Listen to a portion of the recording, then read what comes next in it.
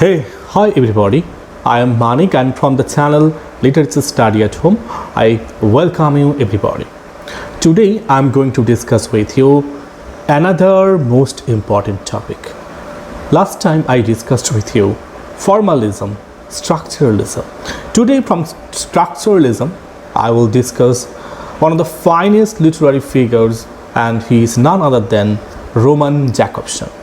He was a pioneering figure in the fields of linguistics, semiotics, structuralism. He was a Russian-American scholar, as you know, and he is very much famous for his contributions to structural linguistics, phonology, and most importantly, communication theory. And do you know, he co-founded the Moscow Linguistic Circle in 1915. It played a significant role in the development of Russian formalism. In his life, he suffered a lot. In 1920, he fled to Prague due to the Russian Revolution, and he became a key member of the Prague Linguistic Circle there. He developed Prague schools of theories of phonology, and there he contributed to the development of the theory of structuralism and then in linguistics.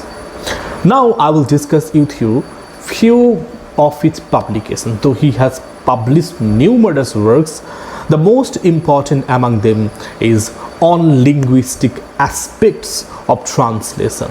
It was published in 1959. Then in 1960 he published Linguistics and Poetics. Later on in 1941, rather it was an earlier publication, this is an impressive work. It is entitled as Child Language, Aphasia and Phonological Universals. Apart from it, I would suggest to read the publication year of the work named 6 Lectures on Sound and Meaning, and it was around 1980, 1978 probably. So that's all. You can check for other works by him. Now, the reason why I am now today taking this class, rather, it is because of his two concepts. He has given two concepts on metaphor and metonymy. These are two impressive concepts you need to know. As you know, metaphor first. It involves the substitution of one term for another, and for that reason it based on similarity or analogy between them. So it's a process of associating different domains of our experience to enhance our understanding or to create a new meaning. So for example, as you know, metaphor, in an example like time is a thief. Here time is compared to a thief. So here I comparing to thief, it suggests that time steals moments of our life. Here what I did actually. So in metaphor we find that there are similarity or analogy. So metaphors rely on perceived similarities or analogies between two concepts, and this similarity is not always very much clear or obvious, and often requires some intelligent interpretive work to understand this connection. Apart from this analogy or similarity, you can find that there is substitution. Here one element is substituted for another based on their similarity, and by doing this we allow for imaginative connections and new meanings, isn't it? Apart from this, you can find out that in metaphor actually they serve as a symbolic representations. There you can find out that one object or one idea stands in for another, and by doing this they enrich the expressive potential of language. That's how language becomes very interesting. So I will try to trace the role of metaphor in language and literature. The first and foremost thing which Jakobson, time and again repeatedly says that he emphasized the importance of metaphor in the poetic function of language. He said that creativity and aesthetic consideration dominate in poetry. So here metaphors are central to poetry and literary expression, and it enables rich layout meanings in a poetry. Just for example, consider the poem Hope is the Thing with Feathers. This is a poem by Emily Dickinson. So in that poem, hope is the thing with feathers. So in this poem we can find out that he exemplifies, that is what Jakobson said, that we can find out that it exemplifies, this poem exemplifies rather the poetic function of language. The metaphor enriches the poetry by comparing hope to a bird. So this adds layers of meaning and it evokes our vivid imagery. Okay, later Jakobson also emphasized that metaphors are not only linguistic devices, but it also a cognitive tools. So there's some how we understand, conceptualize the world. The conceptual metaphor, just for example, life is a journey. So it's how we understand and navigate our experiences.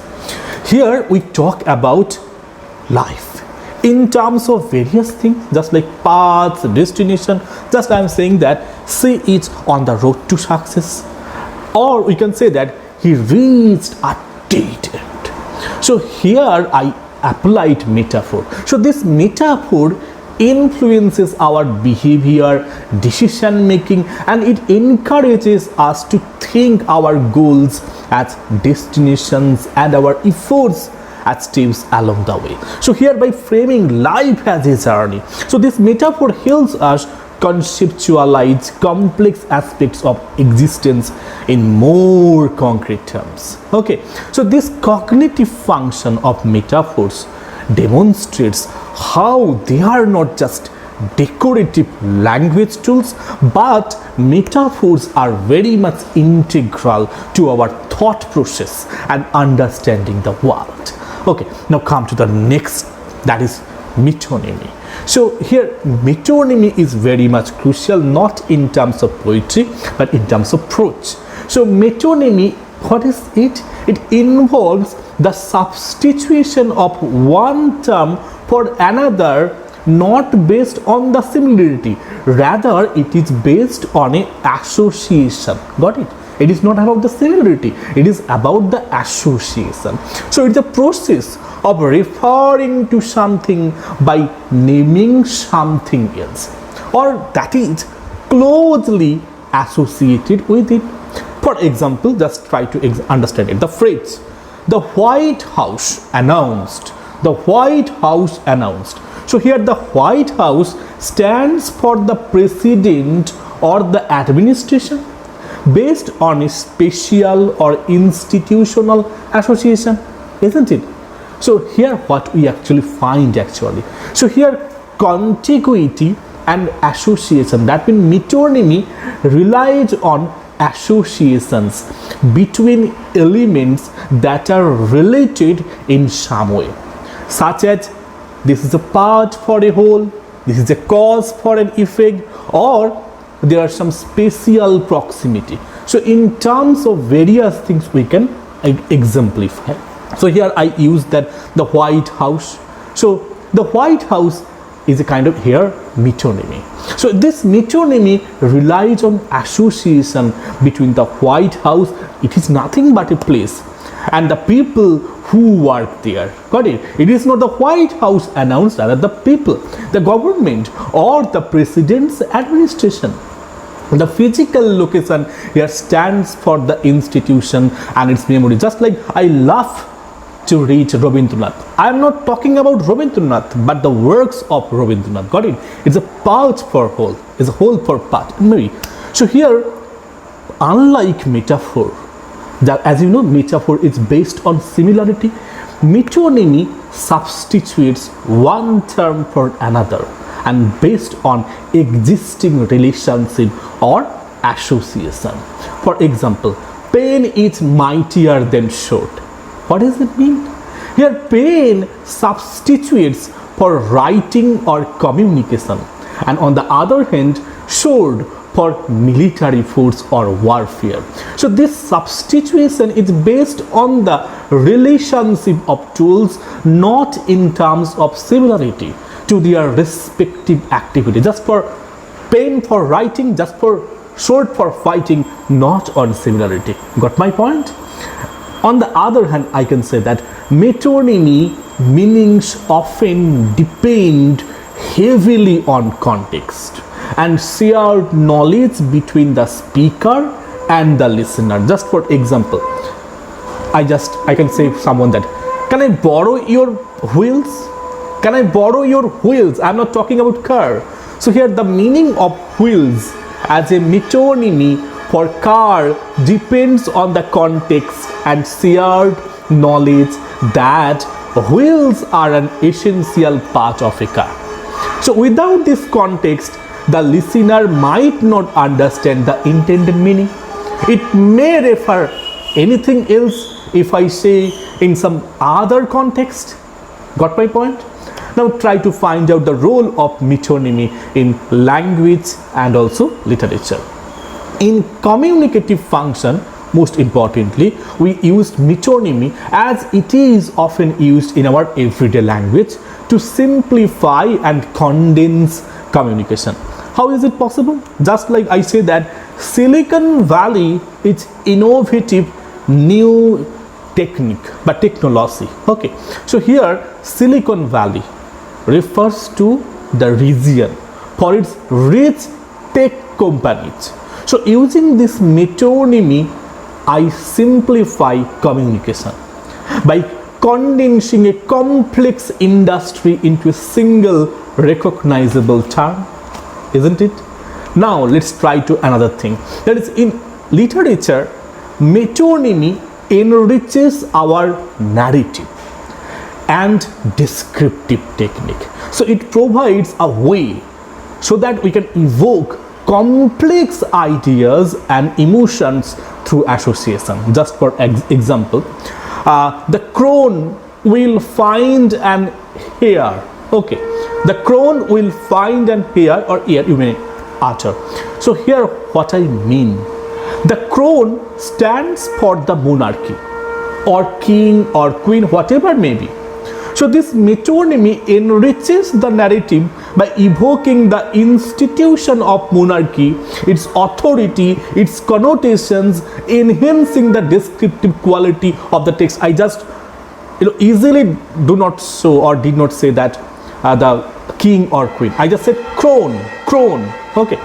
Now metonymy can function indexically pointing to specific aspects of reality and grounding abstract concept or other abstract concepts in concrete terms. Just for example, the suits on Wall Street are making decisions again.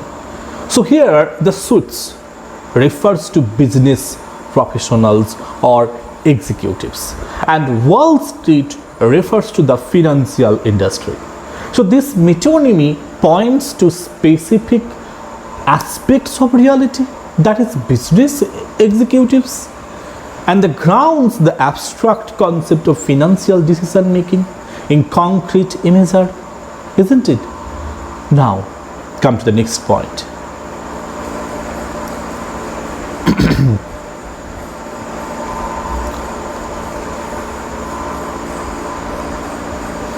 Yes, so now come to the division or rather the dichotomy, metaphor versus metonymy. So Jakobson proposed that metaphor and metonymy are the two fundamental axes along which language are thought and organized. So how did they do or form? First, in terms of selection and combination. For example, metaphor. Metaphor is called selection axis, that may be said paradigmatic. Here we select, selection axis. So elements are chosen based on similarity and substituted in a paradigmatic relationship. Just for example, in the phrase time is a thief, I mentioned little earlier, thief is selected based on its similarity to time. In terms of the abstract concept of stealing, time takes away moments like a thief takes possessions. That's why I substitute it is for metaphor. Now for metonymy, we say not selection, rather we say combination axis or syntagmatic. So here elements are linked based on contiguity and associated in a syntagmatic relationship. So here I mentioned earlier, that is for example, the White House announced. The White House here stands for the people working in it. That may be the president, that may be the staff of president, due to the close association between the place and the people. That's why I used it. Now for the second reason, that is linguistic and cognitive implications. Metaphor, it is linked to paradigmatic axis. That means it emphasizes vertical connections, substitution in place of it, similarity.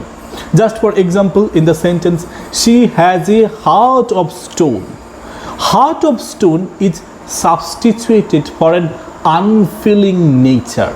So it connects two different concepts, heart and stone, through perceived similarity. In case of metonymy, here it is linked to syntagmatic axis because it emphasizes horizontal connections, associations, contiguity. So for example, in a phrase, lend me your ears. So ears are used to refer to listening, to attention, to highlighting a part to whole. So relationship based on the association between ears and hearing. So we do not call the ears, rather we ask for attention. Then come to the psychological and cultural dimension. Here you can say that in terms of metaphor, it is a kind of symbolic, imaginative and abstract thinking. So metaphors engage in imaginative thinking and abstract associations. For example, in literature we have a quotation from William Shakespeare, that is, the world is a stage. So here it symbolically represents life as a performance. So it invokes abstract and imaginative interpretations, isn't it? But on the other hand, in the case of metonymy, it is a kind of practical, it is a kind of descriptive, it is a kind of contextual thinking. Got my point? So here metonymies are grounded in practical association and contextual thinking. It can't be imaginative, symbolic. It is very much related. For example, in journalism, while saying that Hollywood, to refer to the American film industry, so it uses metonymy to practically describe the industry by its geographic center. It is not about something that I am imagining. It is already there and we are trying to eulogize it. So just try to find out these differences and the key similarities between metonymy and metaphor. So you can find out the differences and how did they influence our literature, and especially metaphor in poetry and metonymy in prose in our day-to-day conversation. So that's all for today. Thank you. Have a great day.